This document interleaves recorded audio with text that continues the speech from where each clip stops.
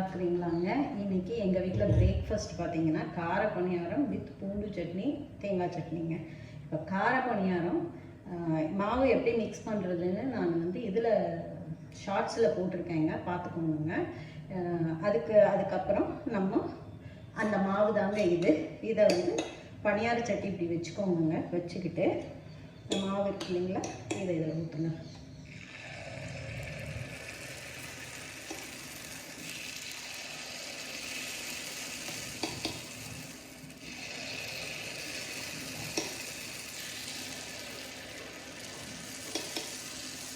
அப்படியே ஊற்றுனீங்கன்னாங்க அது கொஞ்சம் வெந்து வரணும். எண்ணெய் கொஞ்சமாக அதில் ஊற்றிக்கோங்க. எண்ணெய் தான் டெஃப்லான் போட்டது அப்படி இப்படின்னு சொன்னாலும் கொஞ்சம் எண்ணெய் ஊற்றினாதாங்க, லைட்டாக ரொம்ப ஜாஸ்தி ஊற்ற வேண்டாங்க.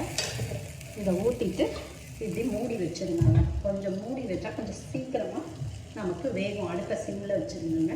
என்னோடய ரெசிபீஸ் சப்ஸ்கிரைப் பண்ணிக்கோங்க. சப்ஸ்கிரைப் பண்ணிங்கன்னா தான் உங்களோட சப்ஸ்கிரிப்ஷன் இதுக்கு லிஸ்ட்டில் ஆட் ஆகுங்க. அப்போ நீங்கள் உடனே அந்த ரெசிபி பார்த்து செய்ய முடியும். இல்லைன்னா அது கொஞ்சம் உங்களுக்கு டக்குன்னு உங்களோட ஹோம் ஸ்க்ரீனில் வராதுங்க. ஸோ நீங்கள் சப்ஸ்கிரிப்ஷன் பண்ணிக்கோங்க. அதை நீங்கள் செஞ்சு பார்த்து உங்களுக்கு அந்த ரெசிபி பிடிச்சா மட்டும் லைக் அண்ட் ஷேர் கொடுங்க. இப்போது இது கொஞ்சம் மூடி வச்சது வெந்திருக்குது பாருங்கள். இப்போ இந்த மாவு இது ஈஸியாக உடனே செஞ்சிடலாங்க. ஒரு நாள் காலையில் டிஃபனுக்கு கூட இது இப்போ இன்றைக்கி எங்களுக்கு பிரேக்ஃபாஸ்ட்டுக்கு இது கரெக்டாக இருக்குது. இது இப்படி திருப்பி போடணுங்க.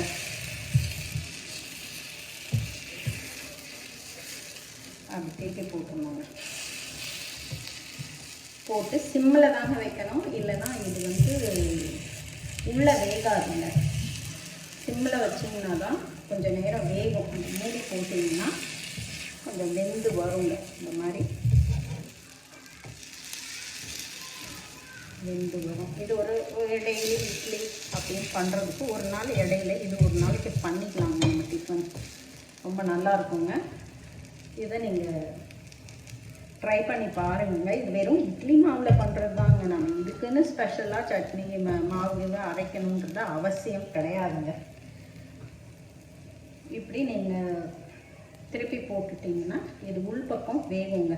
கொஞ்சம் இப்படி உங்களுக்கு கொஞ்சம் எண்ணெய் வேணா ஊற்றிக்கோங்க. ஏன்னா அந்த ட்ரைனஸ் ஓவராக இருக்கும். கொஞ்சம் லேட்டாக சாப்பிட்டீங்கன்னா அது ட்ரை ஆயிருங்க. கொஞ்சம் ட்ரை ஆயிரும். ஏன்னா டெஃப்லான் கோட்டடுங்கிறதுனால நம்ம கொஞ்சமாக எண்ணெய் ஊற்றிக்கிட்டு அந்த ட்ரைனஸ் இருக்காதுங்க. வேற ஒன்றும் இல்லை. அதே போல் முன்னாடிலாம் இரும்பு சட்டியில் பண்ணுவாங்கங்க. இப்போ அது அந்த பொறுமை நமக்கு கிடையாதுங்க. சம்டைம்ஸ் அது வரும் வராதுன்ற ஒரு கன்ஃபியூஷன் இருக்கிறதுனால அந்த மாதிரிங்க. இப்போ நம்ம இந்த மாதிரி ஒரு சட்டி வாங்கி வச்சுக்கலாங்க. இது நல்லா வருங்க. இந்த டெஃப்லான் போட்டது இது வெந்துருச்சுங்க. இப்போ நான் இதை எடுக்கிறேங்க.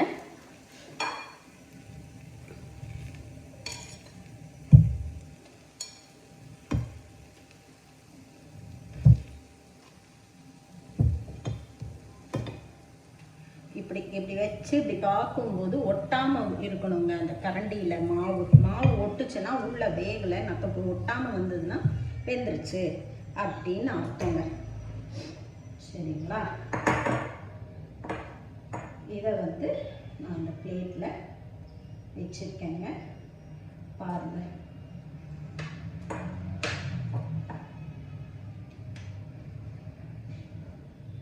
பிளேட்டில் வச்சு காட்டுறேன் பாருங்கள். இதுதாங்க எங்களோட இன்னைய டிஃபனுங்க.